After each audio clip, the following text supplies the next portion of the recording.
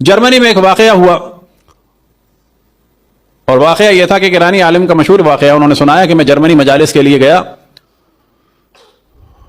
تو وہاں پر سفارت خانے کے ذریعے سے ایک جرمن آدمی ملنے آیا کہ جو ڈریس سے اور گاڑی سے بڑا اچھا لگ رہا تھا، اور پھر بتایا گیا کہ یہ ایک یہاں کا نیا شیعہ ہے اور بہت بڑا بزنس مین ہے۔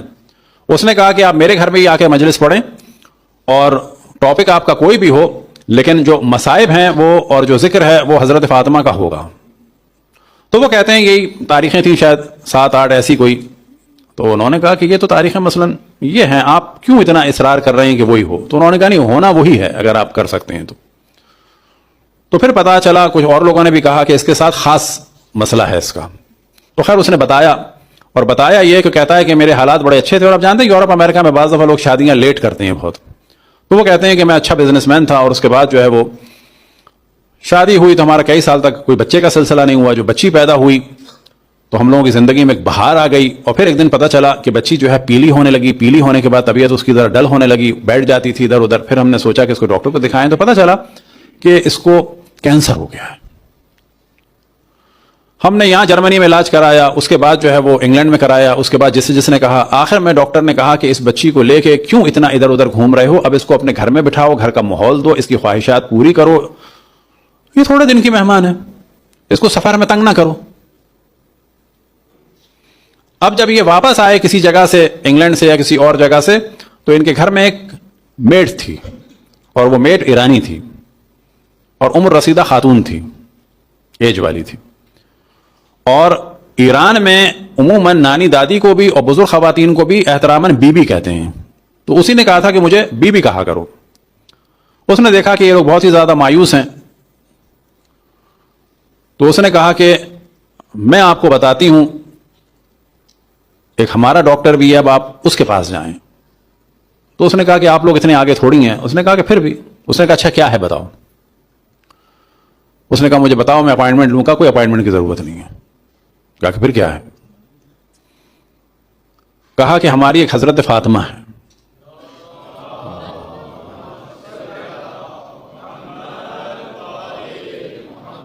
اور آپ 135 دفعہ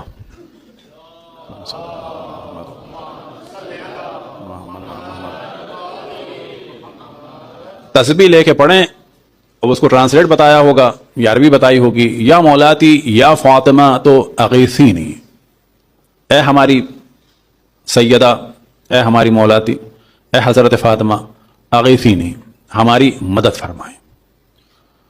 وہ کہتا ہے کہ میں اور میری بیوی کیونکہ ہر جانب سے کٹ گئے تھے،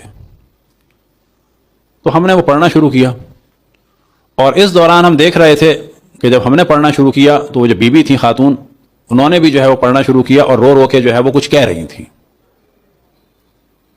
وہ کہتے ہیں کہ ہم نے جب یہ پڑھا تو کمرے سے باہر تھے، جیسے ہی یہ مکمل ہوا تو کمرے کا دروازہ کھولا اور بچی دوڑتی ہوئی آئی کہ وہ کہاں گئی، وہ کہاں گئی۔ تو ہم لوگوں کو بھی یقین نہیں تھا، ہم نے کہا تم گر جاؤ گی گر جاؤ گی گر جاؤ گی۔ تو وہ کہتا ہے وہ گئی کہاں، وہ گئی کہاں، وہ بہت پریشان تھی۔ وہ کہا کون کون؟ کہ یہاں ایک ابھی خاتون آئی تھی، ایک عورت آئی تھی، اور اس نے میرے جسم پہ ہاتھ پھیرا اور میں صحیح ہو گئی، اور اس نے کہا کہ بی بی سے کہنا، اب ان کسی کو نہیں معلوم تھا کیا تھا، وہ خاتون یہ کہہ رہی تھی اور وہ سیدہ تھی کہ اے میری ماں حضرت فاطمہ، مجھے بے عزت نہ کرا دینا کہیں۔ وہ جو کہہ رہے تھے نا، یہ بھی کچھ پڑھ رہی تھی کہ میں نے کہا ہے توسل کا، میری بے عزتی نہ کرا دینا کہیں۔ تو کہا وہ گئی کہاں؟ اب جب انہوں نے روکا تو وہ رو بھی رہی تھی اور پوچھ رہی تھی وہ گئی کہاں، کیونکہ اس کے نہیں ذہن میں تھا کہ یہ کوئی فزیکل کوئی خاتون آئی تھی۔ تو وہ کہ گئی کہاں وہ؟ پھر وہ کہتی ہے کہ مجھے جاتے جاتے اس نے کہا تھا کہ بی بی سے کہنا کہ تم تو میری اولاد ہو، ہم کبھی بھی کسی کو بے عزت نہیں ہونے دیتے ہیں۔ اب یہاں پہ انہوں نے پوچھا کہ مثلا یہ پیغام کیوں ہے، تو پھر اس نے بتایا کہ میں جب آپ لوگ تسبیح پڑھ رہے تھے تو میں حضرت فاطمہ سے توسل کر رہی تھی کہ آپ میری ماں ہیں، بے عزت نہ کرا دیجیے گا۔ کیا مراد بے عزت نہ کرا دیجیے گا؟ میں نے بڑی آس سے آپ کے پاس بھیجا ہے، اور وہ بچی اس کے بعد صحیح ہو گئی۔